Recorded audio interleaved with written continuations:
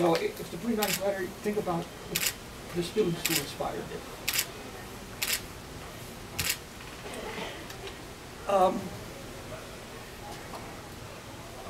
Let me close. I mean, if we can take a couple minutes if somebody wants to make a comment or ask a question.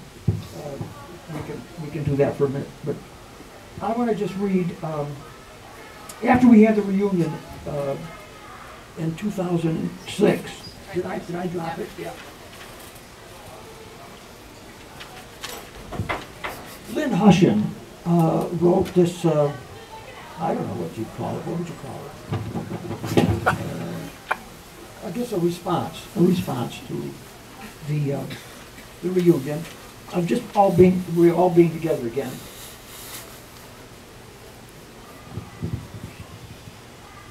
By the way, when you if you bought the book, if you buy a book, we're gonna put in the book a DVD, which is the program of the reunion, and it has some terrific footage of the band in there. So this is Lynn's reaction to just being together again and seeing the video of the band. Like Odysseus, we returned to Ithaca.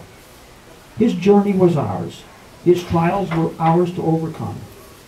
It seems we did prevail and arrived back home, no worse for the wars we fought, and still infused with that indomitable band spirit.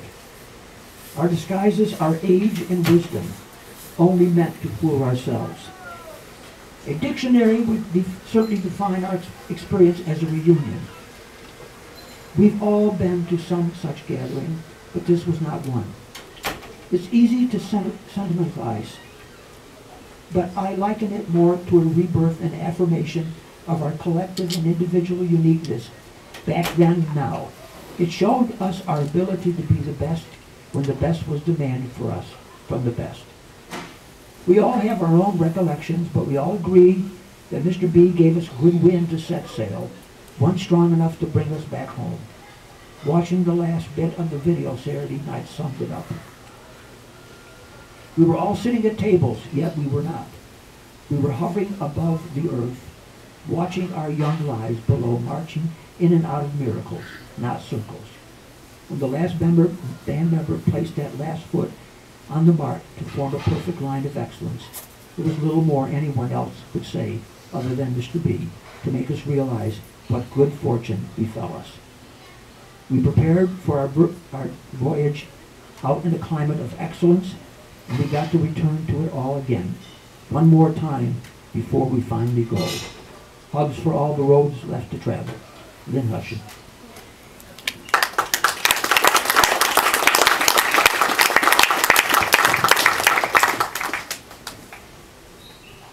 It's a great story. It is a great story. And I like the book myself, which I hated for the first 3 years that I worked on it.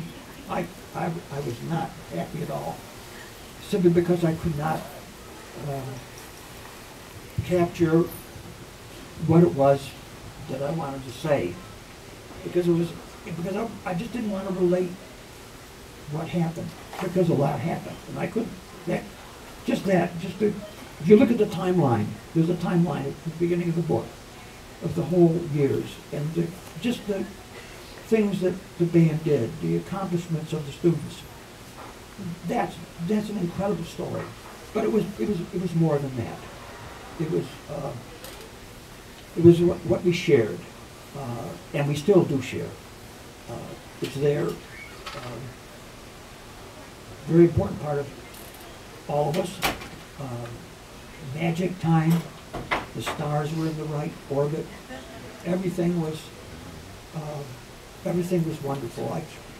In those years, I wouldn't want to have been any place else in the world except at Ithaca High School.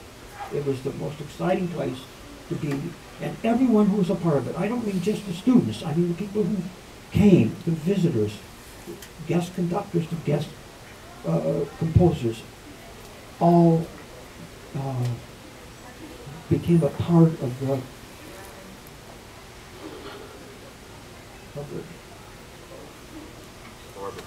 whatever it was.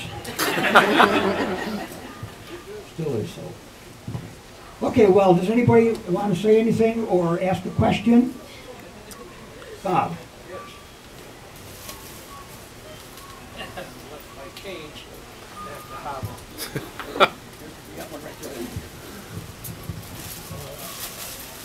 Our daughter grew up in this wonderful band. And my favorite was the time Ithaca was playing Vestal for the championship of the division. And of course, it was a away game, and I was, of course, following the team and very anxious. And of course, for some reason, I guess the radio didn't come reporting the game. And so when she came home, I said to her, "Who won?" And she says, "I don't know, but we killed that band."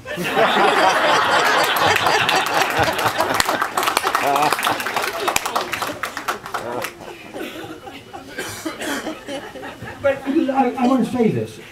Ithaca, the Ithaca School Board was so enlightened at that time. There was the school board policy was that no musical group or no individual could compete in any kind of musical competition. That music was not a sport. That music was an art. And it was to try to develop the ability for people to understand and appreciate something, to give them more to love. That was the position of music in the curriculum. It was not to be better than another band. It was to be the best we could be. That's maybe better than being better than someone else. But we did not have to beat somebody to prove that we were worth something. That's enlightenment, man. I mean, that is enlightenment. To be the best you can, to strive the hardest that you can all the time, to try to achieve the most you can. That's how you develop this wonderful feeling of worth. You don't have to beat somebody or be better than somebody. You just have to be the best you can be, and that's what the name of this book is.